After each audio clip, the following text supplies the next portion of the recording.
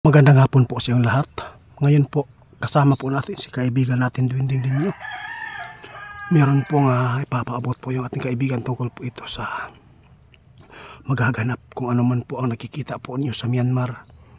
Nais po niyang ipaabot ang kanilang natuklasan po ngayon doon sa kanilang kaharian. Oo, kailangan po natin maipaabot sa inyo. Alam po natin na maraming mga tao na nagtitiwala po sa mga ipinapaabot ng ating mga kaibigan. Nakakalungkot guys, no?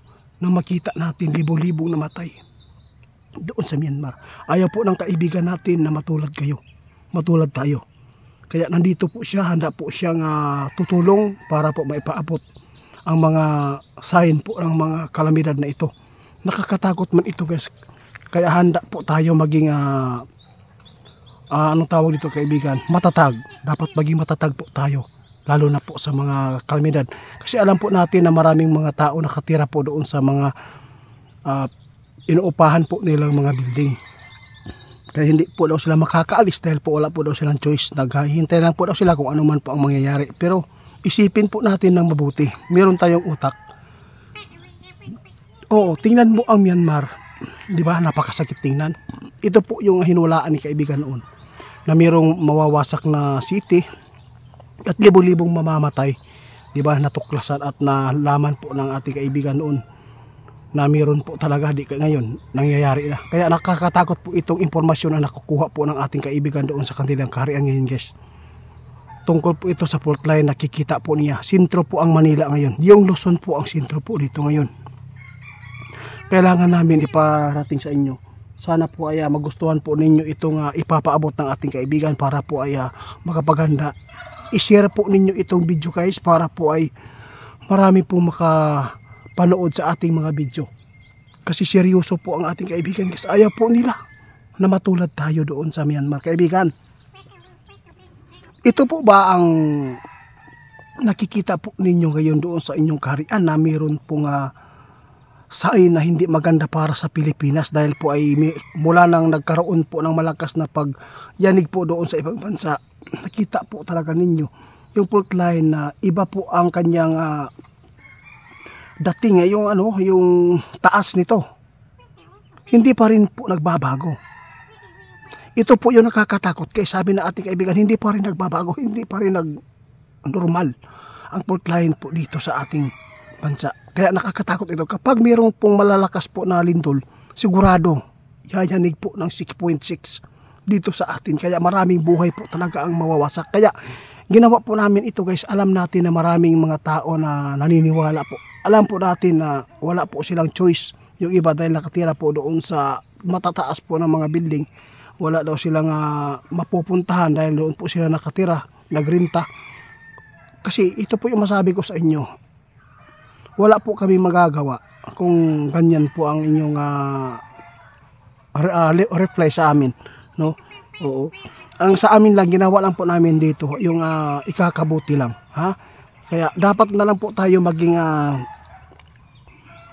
matatag po tayo. Kasi yung nasa taas po ng building, alam po ninyo, no, kung gaano po ka iligon ang gihimo sa ibang bansa, no? Nag-collapse mangani nagguba. Kini pa ka diri sa tuwa sa Pilipinas na dagang kay mambungutay nga mga kontraktor, di ba kaibigan? Totoo yan kaibigan. Kaya dapat po namin na iparating sa inyo ito dahil po nakikita ng ating kaibigan ngayon na mayroon pang kasunod nito na matatamaan sa lindol na ito. Ang Pilipinas dapat po talaga mag-ingat, maghanda dahil po hindi po safety ang Pilipinas sa lindol. Ito po ang mata ng lindol po dito sa atin.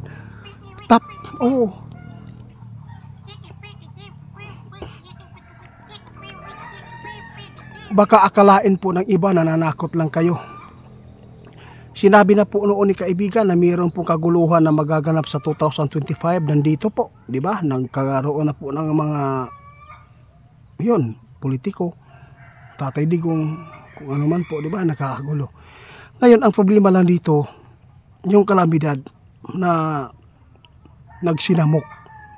Kaya, kaibigan, ano po ba ang posibleng mangyayari po dito sa fault line na nakikita po nyo, dahil sinabi po ninyo kagabi na meron kayong sign po na nakita na hindi po maganda sa Pilipinas, kahit ay nasa malayo po yung lindol na nangyari.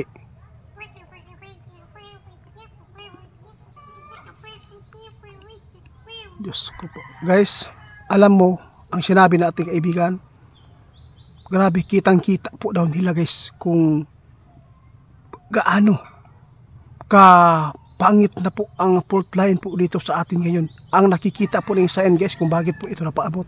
Alam po ninyo yung panahon natin, sobrang init. Sobrang init po ngayon dito sa Mindanao. Kaya dapat po talaga maghanda, lalo na yung Leyte guys, daanan po ng lindol yan. Marami din po madadaanan itong lindol na to. Lalo na ang kalamidad, sabi ng ating kaibigan noon ay maghawa-hawa. Di ba, may lindol? Ngayon po, sa susunod guys, meron na pong lindol ito. Yun po ang totoo. Oo. Totoo po yan. Abangan, abangan po nyo guys meron naman pong magbabagsak na eroplano dito. Abangan po ninyo yan Meron po nakita na naman si kaibigan. Pero mas maganda hindi ko na lang po paabot sa inyo yung kung saan po ito, no? Basta lang kayo, mag-ingat na lang po tayo at magdasal po lagi. Kaya kaibigan, maraming salamat po sa inyong suporta sa amin Kasi guys, nandoon po ako sa city, no? Nagparamdam po talaga yung mga kaibigan natin pagdating ko sa bahay. Kailangan po daw nilang maipaabot ito dahil po sa nakikita po nilang pag-iba na sign po na hindi po talaga maganda ang dating po sa panahon ngayon. Di ba sinabi po ng ating kaibigan noon, delikado ang Pilipinas din sa lindol guys, kasi po naisali din po tayo sa top, no? Sali po tayo, nadaanan po tayo ng lindol. Dahil sa fault line na nakikita po ng P-box, di ba? Lalo na ngayon, na mayroon pong sign nakikita ng ating kaibigan na hindi po maganda ang mangyayari po dito sa ating bansa, lalo na po ay nagkaroon po ngayon ng mga lindol po doon sa ibang bansa, lalo na po ay maghawa-hawa ito. Naku. Sa lahat po ng malapit sa dagat, no, lang kayo, kung meron kayong matirahan po na medyo safety, pwedeng i-exit muna kayo doon, tapos balik lang mo o ganang naanay yung mga panghitabo na yung kasi iba po talaga yung kalamidad, no? 2 beses po yan, nagkakaroon po ng ganyan na mga paghayanig. Pero pagkatapos yan, no, maghihintay ka na lang sa susunod, medyo hinay na. Yun po ang sign po yan. Kaya kaibigan, sa susunod, ipapaabot pa rin natin kung ano man po ang ating matutuklasan Maraming salamat po sa inyo guys. Sana po ay magustuhan po ninyo itong pabala ng ating kaibigan natin Duwende, kasi po nakita po nila kagabi, kaya kailangan po namin ito may paabot. Hindi po ito pananakot, para lang po tayo maghanda at magdasal at masumpa yung mangyayari dito sa ating mundo.